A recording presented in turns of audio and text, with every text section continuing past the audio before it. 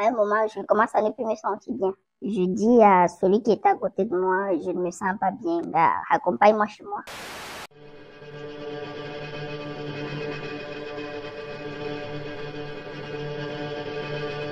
J'étais très sociable, très extravertie, très dynamique.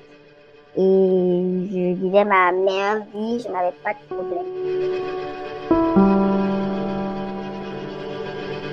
J'étais en troisième. J'étais dans beaucoup de clubs, j'avais beaucoup d'amis. Et en particulier, j'avais deux amis que j'aimais bien. C'était deux garçons avec qui je traînais beaucoup. Il y avait un dans ma classe en troisième et un autre qui était en première. Donc pour moi, c'était vraiment des personnes très cool, comme on disait à l'époque. C'était des personnes aussi qui avaient une certaine notoriété. Marcher avec eux, c'était... Quand tu marchais avec les gars les plus populaires du lycée, forcément, tout le monde te regardait, tout le monde voulait être à ta place. Et en même temps, ils jouaient aussi ce rôle de protecteur parce que être avec eux, c'était m'assurer une certaine protection. On pouvait pas me toucher n'importe comment au lycée, on pouvait pas me parler n'importe comment parce qu'on savait que, voilà, j'ai un retour. Ce fameux jour, on était là, 11 février 2014. Comme cela se fait généralement dans les grands lycées, collèges, pour la fête de la jeunesse, il y a des événements qui sont organisés, des soirées culturelles, des balles. C'est le cas chez nous. On a organisé l'événement à l'école. Après, il fallait rentrer se changer pour aller à la soirée. Moi, je finis, je dis à mes potes, voilà, je ne peux pas aller à la soirée parce que chez nous, c'est interdit. Je ne peux pas sortir la nuit. Je n'ai pas encore l'âge pour ça. Ils me disent, ok, on rentre te raccompagner et nous, on va se changer pour aller à la soirée. Je dis, d'accord, sans souci. Sur le chemin, il y a un qui me dit, allons d'abord chez moi, je change de mes vêtements et puis on te raccompagne chez toi. Je dis, non, comment? Ma maison est déjà plus proche de l'école que la tienne. Comment est-ce qu'on va d'abord aller chez toi et après on rentre chez moi et tout. Il me dit non, allons d'abord, j'aime trop les trucs comme ça là, je mets juste la chaussure et je ressors, je n'ai pas envie d'aller t'accompagner ou venir faire les va-et-vient et tout et tout et tout. Et comme je disais, c'est des personnes à qui je faisais énormément confiance. Je pouvais même pas imaginer un seul instant qu'ils pouvaient me faire du mal ou alors penser du mal de moi. Je décide d'y aller parce que c'était pas la première fois. Généralement, on se faisait des parties de PS, on jouait, on faisait des trucs de jeux vidéo, on passait du temps là-bas. J'arrive là-bas, il sort une malta. Je lui dis, nous sommes venus pour que tu changes tes vêtements. Pourquoi est-ce que tu me donnes à boire, mon gars? Moi, je suis pressée. Tu sais bien que chez nous, le portail, on a fermé la serraille. Après là, il faut vraiment te foutre là-bas. Il me dit, ah, j'aime trop compliquer les trucs. Moi, d'abord, je me lave vite. Il me dit que dans le contrat, c'est que tu viens de changer de chaussures. Il me dit, nous sommes déjà là, mais au bois. J'ai commencé à boire. À un moment, je commence à ne plus me sentir bien. Je dis à celui qui est à côté de moi, je ne me sens pas bien. Accompagne-moi chez moi. Il me dit, allonge-toi d'abord le temps que finisse et on part. Il dit non, je ne peux pas attendre parce que je suis mal en point. J'avais comme l'impression de vouloir vomir, comme l'impression de parler au ralenti, de voir les trucs flous. J'essayais d'articuler comme je pouvais après le trou noir. J'étais plongée dans un sommeil. Je me réveille parce que je ressens comme des mouvements. Je vois mon pote qui est sur moi. Je reste encore là quelques minutes à pleurer dans mon cœur parce que je ne suis pas sûre qu'elle est là mon poulet, mais intérieurement je pleurais. J'essaye de me lever. Il rappelle celui qui est dehors. Il lui dit, tu as mis combien de comprimés? Et là lui dit 2. Il dit, et comment se fait-il qu'elle se soit déjà réveillée? Il dit, gars, moi je ne sais pas. Et moi je ne suis pas encore passée. Je suis là, toujours couchée. Je n'arrive pas à bouger. J'essaye de parler. J'essaie de lui dire qu'est-ce que je fais. Il ne s'arrête pas. Il continue. Et quand il finit, il appelle son ami. Je crois que mon calvaire est fini, alors que ce n'est que le début du calvaire. Il me prend les mains, il m'arrête les mains par derrière. Moi, sans force, je ne peux que regarder, subir ce qui est en train de se passer. Jusqu'à ce qu'à un moment, je me dis, lève-toi. Je commence à bouger, je commence à vraiment vouloir me lever parce que je me dis, c'est hors de question que ça m'arrive à moi.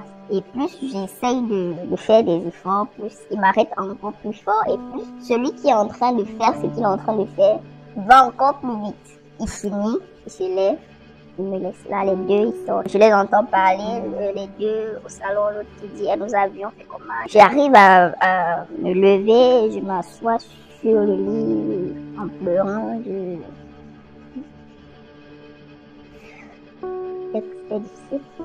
Et puis, les deux reviennent dans la chambre. Je leur demande pourquoi est-ce que vous me faites ça à moi? Pourquoi moi?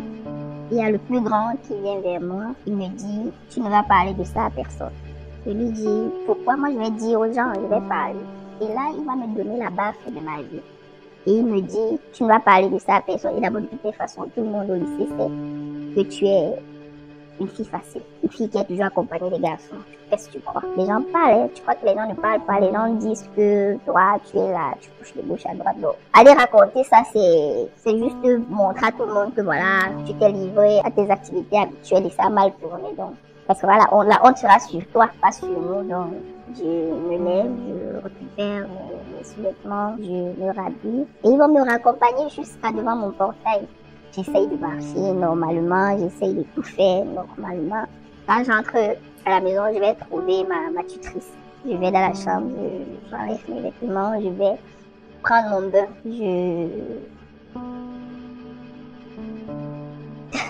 Comment dire ça? Quand l'eau, en fait, se versait sur moi, pour moi, à l'instant, ma vie était fichue. Je ne devais rien être dans ma vie. Parce qu'à l'époque, on disait que une fille qui commence à avoir des relations très tôt a au moins 80% de chances de rater sa vie parce qu'après elle va se lancer dans certaines activités et tout. Psychologiquement, ça a été très dur. Dur pourquoi? Dur parce que tu ne peux pas en parler. Tu vas aller dire à tes copines que tu as été violée. Comment est-ce qu'elles vont te regarder? Et j'avais aussi cette crainte-là que déjà personne n'allait me croire. Heureusement, là où j'habitais, il y a la fondation Roger Mila. Ils ont lancé une campagne.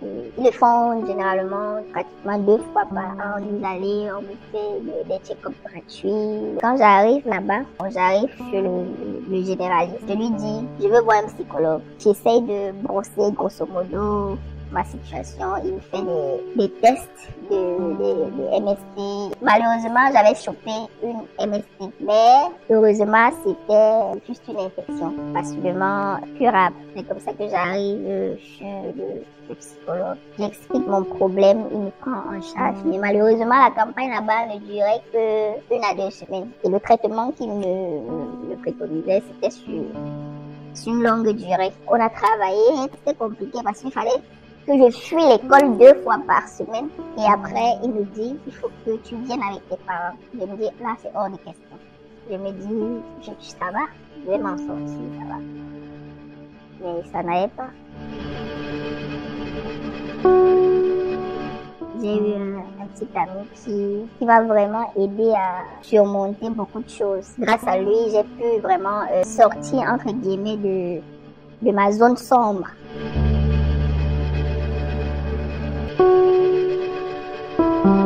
Jusqu'aujourd'hui, je suis vraiment le genre de personne qui ne fait pas facilement confiance. J'essaie avec le temps de vraiment m'ouvrir aux gens, de faire ce qui est bien, mais j'ai encore en moi cette coquille-là que je refuse qu'on brise. Aujourd'hui, je suis très méfiante. C'est hors de question que je fasse confiance à 200% à quelqu'un, peu importe qui tu es. Pour moi, il n'y a même pas d'enseignement. C'est juste qu'il faut être fort. C'est tout.